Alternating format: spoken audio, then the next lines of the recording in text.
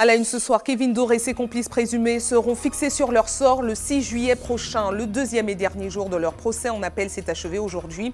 Les prévenus ont clamé leur innocence et leurs avocats ont plaidé la relaxe dans cette affaire de trafic de drogue. Le réseau de bus Mosaïque, une nouvelle fois paralysé aujourd'hui. Cette fois-ci, ce sont les conducteurs de la société Transcapital, sous-traitante de la CFTU, qui sont mobilisés. Ils dénoncent plusieurs litiges avec la société mère. Un caddie martiniquais coûte 28% plus cher que le même dans l'Hexagone. C'est le résultat de l'enquête réalisée par le quotidien France Antilles qui confirme les chiffres de l'INSEE. Vous verrez les explications de la grande distribution dans notre édition. Enfin, c'était la journée mondiale des océans. Aujourd'hui, de nombreuses activités ont été proposées pour prendre soin de la mer. Entre autres, des opérations de nettoyage sous-marin ont été organisées dans la baie de Fort-de-France. Et vous le voyez, Guy Ferdinand est notre invité ce soir. Il nous parlera de la Gay Pride, de la première Gay Pride qui sera organisée en Martinique au Carbet. Ça sera ce dimanche.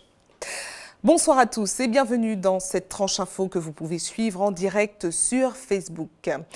Le sort de Kevin Dour et de ses complices présumés devrait être connu dans un mois, le 6 juillet prochain. Pour cette deuxième et dernière journée de procès à la Cour d'appel de Fort-de-France, l'avocat général a présenté ses réquisitions.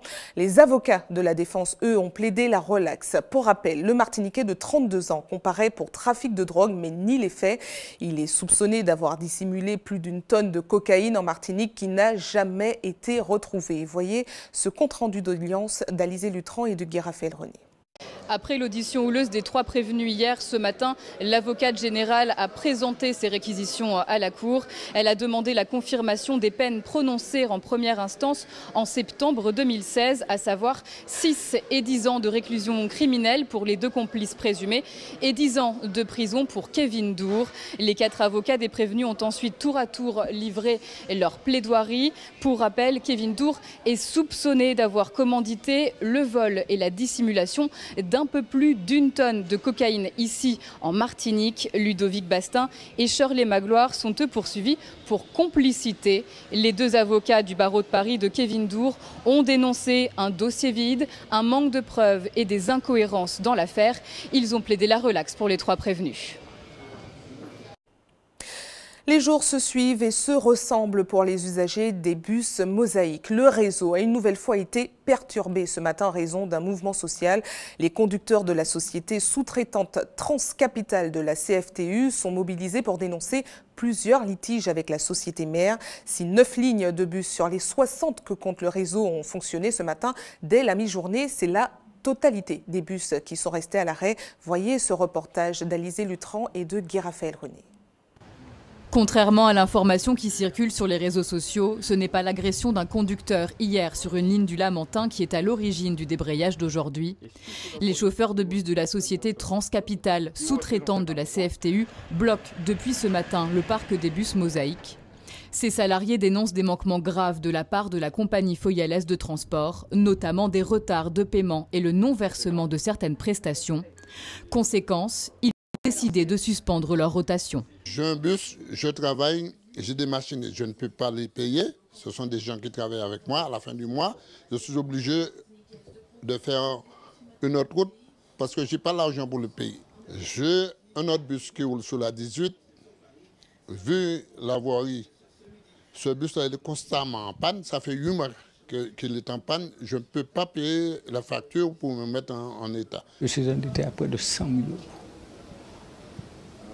Et quand vous voyez qu'ils vous doivent de l'argent et puis vous voulez uniquement se les découvrir de la banque, des choses comme ça, c'est assez rageant. Transcapital est l'un des 6 sous-traitants de la CFTU. La compagnie exploite 4 lignes. Une trentaine de chauffeurs se relaient sur le réseau. Selon leur directeur, les prestations versées par la CFTU ne suffiraient plus à payer les traites.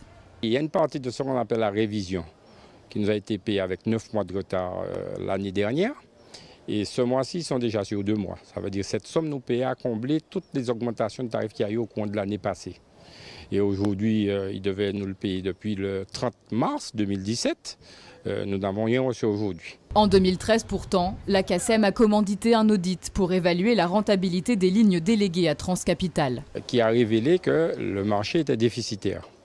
Donc ils nous ont écrit à ce sujet, le président Jeanne Rose a écrit nous dire qu'il nous aiderait, puisque le rapport d'audit dit le marché est infructueux et au niveau de la rentabilité, donc qui va nous aider soit à faire une cessation d'activité pour certains, soit nous aider à combler, si vous voulez, le manque à gagner sur ces lignes. Et ça, depuis 2015, on nous a écrit, on nous a envoyé un gentil courrier qui est resté lettre morte.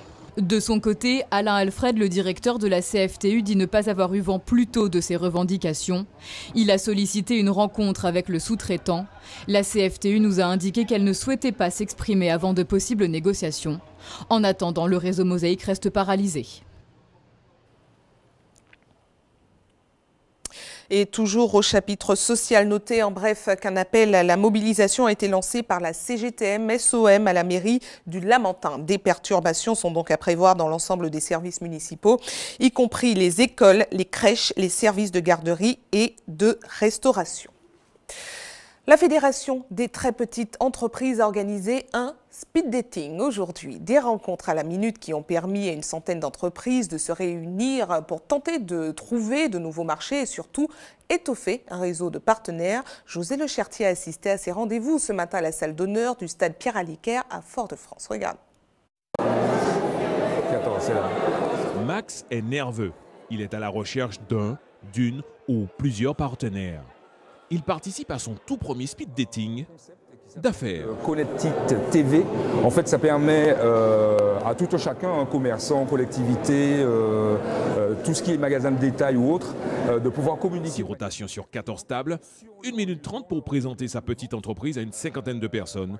L'expert en communication doit absolument faire bonne impression. Ça permet justement de savoir un petit peu si on est dans le vrai ou pas, et vraisemblablement l'idée plaît. Donc voilà, et puis ça permet d'échanger avec d'autres professionnels, connaître d'autres secteurs d'activité, même si c'est pas spécialement à but, dans le but de faire du business tous les deux, quoi.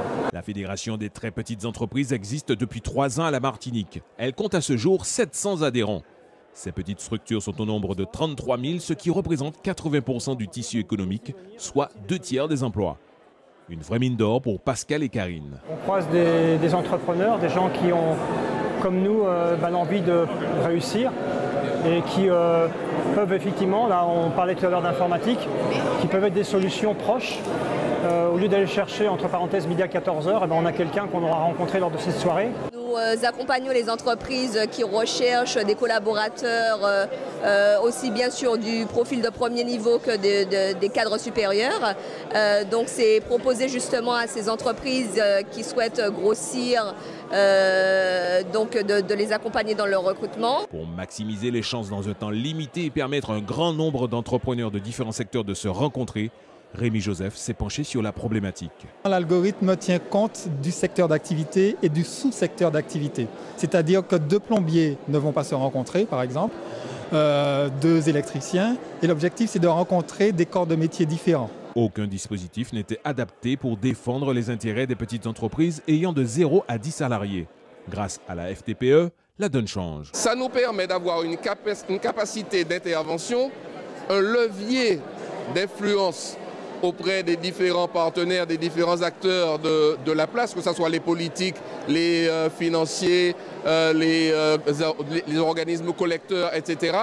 Le fait que nous soyons forts d'un nombre de plus en plus grand d'adhérents nous permet d'obtenir des avancées là où le gérant d'entreprise tout seul ne serait pas à même d'obtenir quoi que ce soit. Ce concept de speed dating d'affaires a permis lors de cette soirée de réunir 140 TPE et 40 sous-secteurs. Chaque entrepreneur a pu échanger avec 54 partenaires possibles. C'est donc un total de 3780 rencontres en 1h30. L'alimentation coûte toujours aussi cher en Martinique. C'est le résultat de l'enquête réalisée par le quotidien France Antilles qui confirme d'ailleurs les chiffres de l'INSEE. En comparant le panier moyen d'un Martiniquais avec celui d'un consommateur de l'Hexagone, le résultat est clair. Un même caddie coûte 28% plus cher chez nous.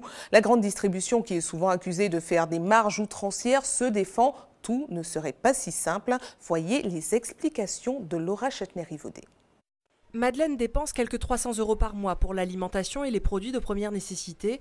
Pour elle, pas de folie dans les rayons. Le gigot et les crustacés sont vraiment pour les moments d'exception. Surtout en période de fête, les prix sont très élevés et en basse saison, on a le privilège d'acheter tout ce dont on a besoin en gros.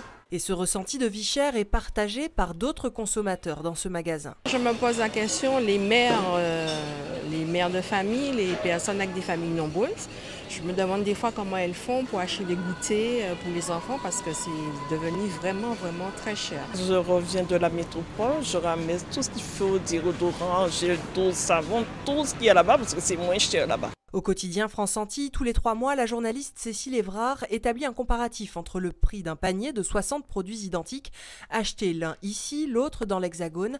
Le constat est sans appel, ce panier est 28% plus cher. Il revient à près de 288 € ici, contre près de 225 € outre-Atlantique. Ce qui plombe un panier, en termes de comparaison, on va dire avec l'Hexagone, tous les produits qui sont chez nous volumineux et à faible valeur, par exemple comme l'eau, ce sont des produits dont la différence est très importante parce que le transport impacte beaucoup. Autre catégorie de produits, le frais, et en particulier tout ce qui est viande. La viande fraîche est beaucoup plus chère ici que dans l'Hexagone, même s'il y a eu, on a vu de gros efforts entre, on va dire, 2014, 2015, 2016, où vraiment la viande fraîche, on sentait qu'il y avait un tassement au niveau des prix. Les produits laitiers, 70% plus chers, l'eau 240% plus chère, des prix qui font bondir. La grande distribution se défend d'abuser de marges scandaleuses, mettant en avant entre 18 et 22% de marge commerciale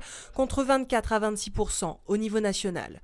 Au-delà de l'alimentation, le consommateur a également des charges fixes, un loyer, un téléphone, un véhicule, des impôts divers, etc. L'insularité et les coûts d'approvisionnement seraient des handicaps majeurs, sans oublier les taxes comme la TVA ou l'octroi de mer imposés aux produits et qui financent les collectivités territoriales outre-mer. Nous ne sommes pas maîtres des coûts. Quand on achète un produit en France, il y a 9 étapes avant qu'il arrive en Martinique. Vous avez d'abord la commande, vous la passez à une centrale ou à un fournisseur, qui la met dans un conteneur, qui met sur un camion qui va aller au port d'embarquement. Vous payez ensuite l'embarquement sur le bateau dans le port en France, vous payez ensuite le fret, arrivé à la Martinique, vous payez le déchargement, les droits de port, là-dessus vous avez l'octroi de mer, ensuite vous avez la TVA, et après vous prenez un transporteur local pour acheminer la marchandise dans les entrepôts. À ce moment-là, il faut dépoter les containers, ça a un coût de main-d'œuvre, et ensuite mettre les produits en rayon. Concernant le bouclier prix, la grande distribution assure répercuter la demande de baisse des prix en prenant sur sa marge. Le coût du fret, des transitaires, de l'octroi de mer, eux, n'auraient pas bougé. La réponse serait alors politique. Dans des régions comme les nôtres, très objectivement, il y a des surcoûts qui sont liés à la distance, qui sont liés à l'insularité, qui sont liés aux faibles économies d'échelle et que les autorités publiques doivent compenser au mieux possible. C'est un peu ce raisonnement. En fait, ce n'est pas dire qu'on demande davantage d'aide, c'est compenser, c'est-à-dire rétablir une équité par rapport aux entreprises qui sont installées sur le continent européen et qui disposent de marchés beaucoup plus importants. Chercher le prix le moins cher tout en consommant sain et autant que possible local. Encore un parcours du combattant pour le consommateur martiniquais. La mer mise à l'honneur ce matin à la plage de la Française. Il s'agit d'une vaste opération de sensibilisation qui a été organisée dans le cadre de la Journée des océans. Au programme, challenge sportif avec des gommiers, exposition et surtout nettoyage sous-marin. Des activités organisées par la municipalité de Fort-de-France et l'Office de tourisme avec la participation des jeunes de la MILSEM. Louis Sabas était sur place. Regardez. Au bout de la corde, un pneu qui semble avoir passé quelques années sous la surface. Il est tiré hors de l'eau par deux jeunes de la mission locale du centre de la Martinique qui participent pour la première fois à la Journée mondiale des océans. Même si ce n'est pas grand-chose, le fait de retirer les ordures hors de la mer, ça nous aide à protéger notre environnement. L'opération de nettoyage se déroule dans la baie des Flamands à Fort-de-France. Des plongeurs ratissent les fonds marins afin de récupérer les déchets immergés. Mais dans cette opération de sauvegarde des océans, pas question de toucher à tout et n'importe quoi. La priorité est donnée à la vie aquatique. Les pneus qu'on retrouve, ils sont déjà habités par des coraux, par des poissons qui vivent là-dedans. Donc on ne va pas les foutre dehors. On ne les déshabitue pas à leur environnement. Ça crée une flore correctement établie. Des jeunes de l'école élémentaire Émilie Fordan ont fait le déplacement. Ils suivent avec attention les explications d'Olivier. C'est le plastique qu'on retrouve, ce déchet, que même si on arrête de produire actuellement, il y en aura toujours autant. Faune et flore aquatique, déchets, épaves ou recyclage, il espère toucher la fibre écologique de ces jeunes. Il est important de sensibiliser la génération à venir, les jeunes, sur l'importance et la durée de vie de ces déchets-là, justement. Par exemple, l'exemple d'une bouteille, vous imaginez, vous jetez une bouteille à l'eau, vos enfants la verront, les enfants de vos enfants verront la, ainsi de suite. Sur toute une génération, plein de générations verront ce déchet-là. Donc l'important de sensibiliser la population, les acteurs, sur tout ça, sur l'importance de trier ces déchets-là et de les recycler, puisque de leur redonner vie. L'action menée dans le cadre de cette journée mondiale des océans démontre la volonté de la municipalité foyalaise et de ses partenaires de valoriser et sensibiliser le public sur une baie classée parmi les plus belles au monde. On a quand même une biodiversité remarquable dans la baie et surtout endémique, donc déjà valoriser cette biodiversité. Réduire aussi les pollutions, puisqu'on a quand même beaucoup de manifestations, beaucoup d'usagers. Quand on a une baie qui est polluée, bon, ça n'attire pas trop les touristes, c'est économique en termes de déchets. Mais c'est ça, sensibiliser justement à ne pas jeter, il y a quand même des poubelles à disposition, ne pas polluer la baie, valoriser ce qui nous appartient, notre patrimoine, et aussi valoriser cette plus belle baie du monde. Des activités nautiques comme du kayak ou du gomi ont ponctué cette animation ouverte au grand public. Elle se prolonge ce soir encore avec la diffusion d'un film sur les milieux marins. C'est à partir de 19 h ce soir à la mairie de Fort-de-France. Restez avec nous à suivre dans un instant. Nous irons à Paris où la Guadeloupe a été sacrée championne ultramarine de handball face à la Réunion avec un score de 30-29. Nous parlerons également du Guadeloupéen Cocolo qui a fait le buzz sur les réseaux sociaux, qui sera en prestation demain soir au Trésor à Fort-de-France. Et puis dans notre JT des communes, Hubert Bornil fera un point sur l'agriculture bio qui a le vent en poupe chez nous. Place tout de suite à l'actualité des régions avec une première escale en Guadeloupe. Selon une étude de l'INSEE datant du 12 mai dernier, les structures familiales de l'île Sœur se modifient au fil des années. Comme chez nous, les jeunes sont de moins en moins nombreux et les familles monoparentales sont plus fréquentes. Voyez ce résumé de Linda Kayarsi. Ces 10 dernières années, la structure familiale guadeloupéenne s'est fortement modifiée. Les familles monoparentales continuent d'augmenter et sont un peu plus nombreuses que les familles nucléaires. Elles représentent 39% de l'ensemble des familles. Pointe-à-Pitre et Basse-Terre sont les deux communes de Guadeloupe où les taux de familles monoparentales sont les plus élevés, respectivement 60% et 57%. Concernant le nombre d'enfants au sein des familles monoparentales, il diminue. En 1999, la moitié famille n'a qu'un seul enfant, elles sont près de 6 sur 10 en 2013. De plus, l'image type de la famille monoparentale en Guadeloupe se résume à une femme seule avec un enfant. Seuls 42% des chefs de famille monoparentales sont en emploi, 3 sur 10 sont au chômage et autant sont inactifs. Les femmes sont moins nombreuses à exercer une activité. Chez les hommes, la moitié travaille. La monoparentalité reste donc primordiale et les unions peu courantes. Direction Paris où se sont jouées les finales du tournoi ultramarin de handball. La Guadeloupe a été sacrée championne ultramarine face à la Réunion avec un score de 30-29. Il s'agit de la première victoire de l'île Sœur après 15 années de finale. Voyez ce reportage de notre correspondant Éric Dupuis. Avant l'entraînement, leur rituel, c'est la marche. D'un même pas, plus soudée que jamais, l'équipe se recentre et se dégourdit les jambes en douceur pendant 5 minutes. Une marque de fabrique bien à elle qu'elle pratique à chaque grande occasion. C'est un moment de détente relative avant le match.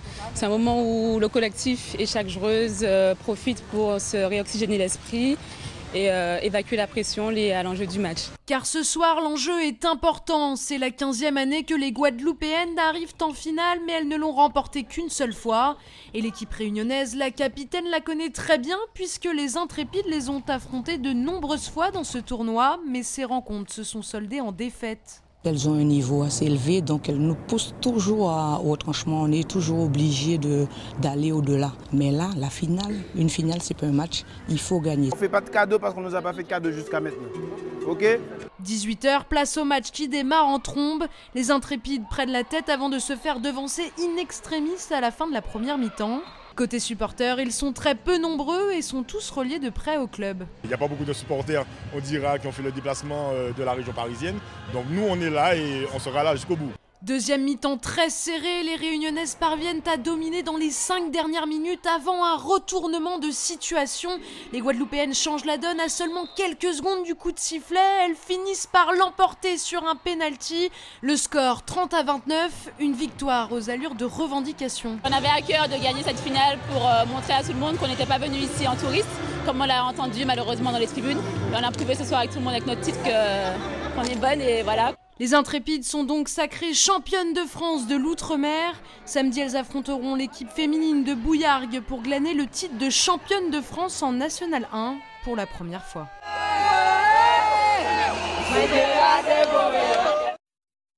Et notez que l'équipe masculine martiniquaise, l'Étoile de Gondo, a perdu en finale face à la Réunion sur un score de 33-27. L'Étoile de Gondo chez les hommes et l'USC Citron au féminin disputeront la finale nationale 3 ce samedi. La Martinique va proposer pour la première fois un rendez-vous dédié à la communauté gay et aux gay friendly, c'est-à-dire ceux qui acceptent d'avoir des amis gays. The First Caribbean Gay Pride Martinique. La manifestation est programmée ce dimanche au Carbet et pour en parler, nous recevons l'organisateur Guy Ferdinand. Bonsoir. Bonsoir. Merci d'avoir accepté notre invitation. Alors, une Gay Pride en Martinique, est-ce que vous pensez déjà que vous aurez beaucoup de participants ? On aura tous les gens qui pensent que la Martinique est une île ouverte et qu'une île tournée vers son avenir et qui se sert de son passé pour aller de l'avant.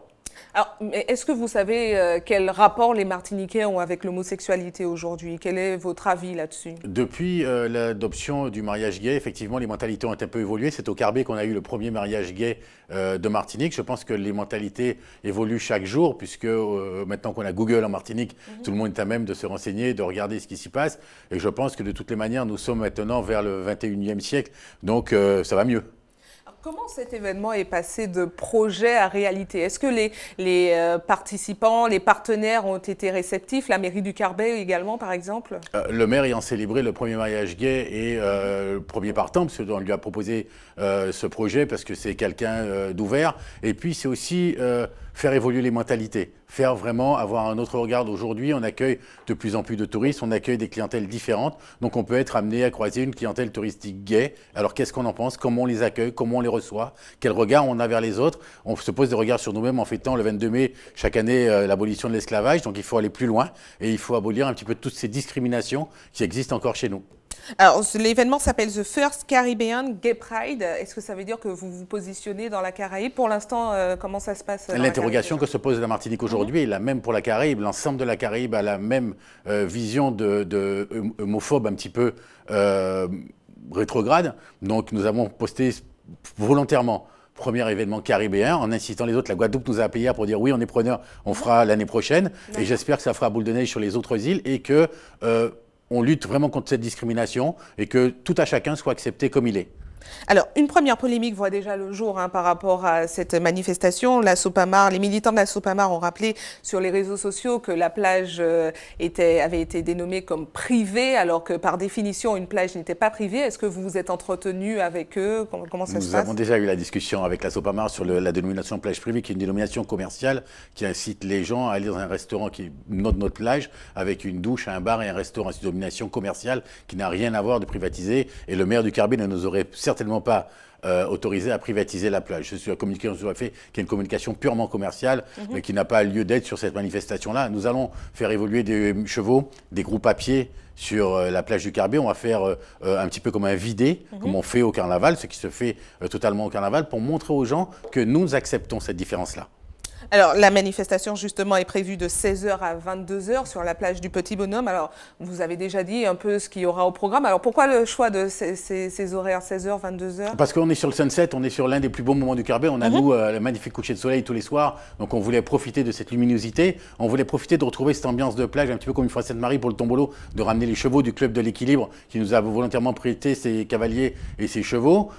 Et puis, montrer aux gens, voilà, ce qu'on peut faire sur cette plage qui est magnifique. Et puis, montrer aussi, voilà, cette innocence Voilà, c'est s'accepter les uns les autres sur la plage. On détend l'atmosphère, on n'est pas dans une boîte de nuit, on n'est pas caché, on est à la vue de tout le monde. Ce sont des tickets d'entrée? Ah non, non, non, non. L'accès est libre pour les gens qui veulent y participer. Vous nous rejoignez vers 16h, enfin 15h45. Vous participez avec nous au défilé. On aura un défilé d'à peu près 2 km sur la plage. Après, on reviendra au point de départ où on boira le verre de l'amitié qui célébrera effectivement cette première pierre posée. Et puis voilà, tout à chacun aura droit à vaquer, à la baignade, on va baigner les chevaux, on va faire des activités ludiques donc sur la plage, mais c'est vraiment mettre une première pierre à un édifice. Dire aux gens, voilà, regardez-vous, regardez les autres, mais acceptez les gens comme ils sont, et parce que vous, on vous acceptez comme vous êtes. Très bien, donc on rappelle que l'événement est programmé ce dimanche au Carbet. Voilà, 16h sur la plage du Carbet, que le maire a gentiment mis à notre disposition.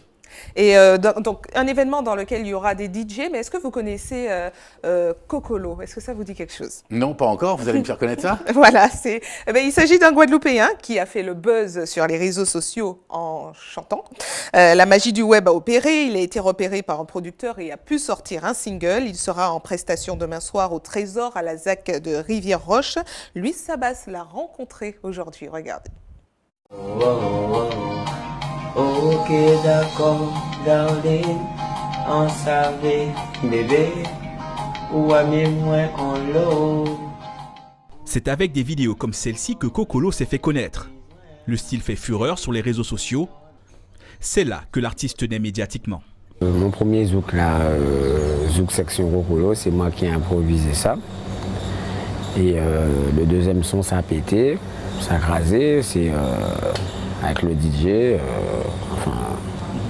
qui a aussi arrangé le son.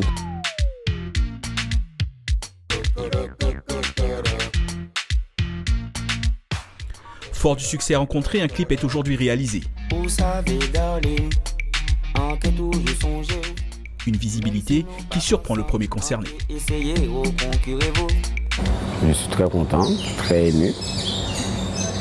Mon manager aussi, bon, voilà, hein, c'est normal. Bon, il y a une parole qui dit aussi que ça qu'il a pour ne pas chailler. Moqué à cause de son apparence ou de ses prestations vocales, Loïc Bullet de son vrai nom, comme son entourage, ne sont pas dupes. Celui qui aurait un bac +2 en électrotechnique a connu des accidents de la vie, mais c'est aujourd'hui, avec ses proches, qu'il compte bien en profiter. Nous aussi, on n'est pas pro pour le moment, on n'est pas pro à 100%. Parce qu'on ne s'invente pas une carrière, on ne va pas se dire « ouais, moi je veux aller là, là, là ». Pour l'instant, on sait que c'est un buzz. À un moment donné, des plus grands que nous qui ont tout tracé sont tombés. Pourquoi pas lui? On sait très bien que ça va se calmer ou tomber carrément à un moment donné. Donc on ne veut pas se vendre du rêve pour rien. Donc pour le moment, on vit, on prend ce qu'il y a à prendre. L'interprète sera en représentation demain soir au Trésor dans la ZAC de Rivière-Roche à Fort-de-France. Mais il ne s'arrêtera pas là. L'OVNI s'envolera ensuite pour l'Hexagone où il doit se produire durant tout le mois de juin et une bonne partie de juillet.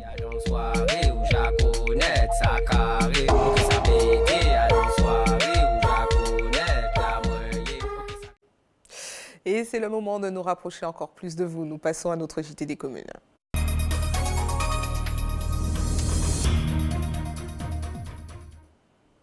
Un JT des communes qui commence avec un focus sur l'agriculture biologique. Un salon de l'alimentation diététique et biologique sera organisé demain à l'IMS de 16h à 21h30. Ce dimanche, c'est un marché ouvert qui sera organisé sur le parking du magasin Diète Discount, toujours au Lamentin. Le bio semble avoir le vent en poupe. Hubert Bornil et Loïc Régis se sont penchés sur les secrets de ce succès. Regarde. Au cœur du quartier Médaille, cette exploitation tenue par une femme, Madame Desravines. Aujourd'hui, on peut dire que c'est jour de visite pour l'agricultrice qui produit ici des cultures vivrières, maraîchères. On le voit, le maïs, le gombo, des piments végétariens. Tous ces produits que vous allez pouvoir trouver désormais tout près des enseignes Diète Discount. Madame Desravines est une agricultrice qui a toujours œuvré dans le bio. Sur la parcelle de 4 hectares concédée par la CTM, elle cultive des produits maraîchers et vivriers. Choux chinois, carottes, laitue un petit peu, et des cultures vivrières. Donc tout ce qui est igname, patates douces, dachine, je le fais là, et camanioc. La dame travaille souvent seule entre binage, sarclage et préparation des sols. Le temps d'une pause, elle accueille la responsable des magasins Diet Discount. C'est vrai qu'il y a de la demande sur la ville pour avoir des produits bio régulièrement, des paniers réguliers. Donc là, on est heureux de t'accueillir à partir de ce vendredi et puis on espère que ça va pouvoir perdurer. L'échange porte sur un partenariat entre les deux professionnels. Objectif, élargir la gamme de produits bio en y intégrant des productions locales. On n'a malheureusement pas suffisamment de production sur la Martinique et on est contraint de faire beaucoup d'approvisionnement de métropole. Donc sur du frais, sur du surgelé également. La culture biologique, c'est-à-dire sans intégrer de produits chimiques, une technique qui peine encore à s'étendre sur le territoire. Heureusement, de plus en plus d'agriculteurs s'engagent en ce sens. Je fais énormément d'associations culturelles. Je vais vers la diversification également. Et j'utilise des produits naturels, notamment des huiles essentielles, du savon noir, du bicarbonate, des choses comme ça. Mais c'est surtout l'observation et j'essaie de voir comment les plantes se défendent les unes par rapport aux autres. Et du point de vue du consommateur, l'intérêt aujourd'hui est de le familiariser avec des produits du terroir. Désormais, Diet Discount met à disposition un espace de vente pour les producteurs locaux.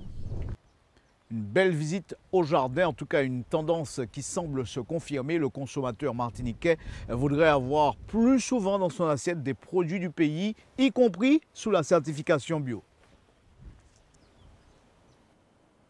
Information pratique avant de refermer cette édition pour ceux qui souhaitent faire un don de sang demain. Comme chaque vendredi, un camion de l'EFS sera stationné sur le parking de la Grande Récré de 13h à 18h à Cocotte-du-Cos. Une équipe de l'EFS sera également à votre disposition de 9h à 16h à la maison du don au CHU Pierre Zobda-Kitman au quartier La Ménard à Fort-de-France. Et c'est la fin de ce journal local et régional, mais ne bougez pas, on se retrouve dans un instant avec Antje Pia. À tout de suite.